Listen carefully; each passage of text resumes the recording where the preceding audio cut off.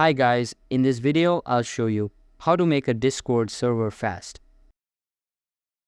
First, open the Discord application on your device and make sure it is updated to the latest version available. Once you've confirmed that, you'll see all of your friends and recent chats displayed on your screen.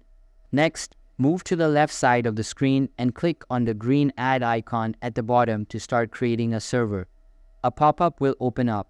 You can select a specific template if you want, or simply select the first one to create a basic server. Then select a reason or click on the Friends option. Now, name your new server and click on the Create button. In order to invite your friends, click on the Invite button and then send the invite link. You can also copy the code and send it on different platforms if you want. To create a new channel inside your server, click on the Add icon and then select whether you'd like to create a voice channel or chat channel.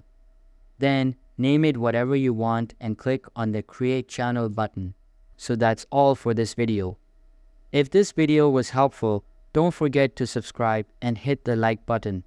Thanks.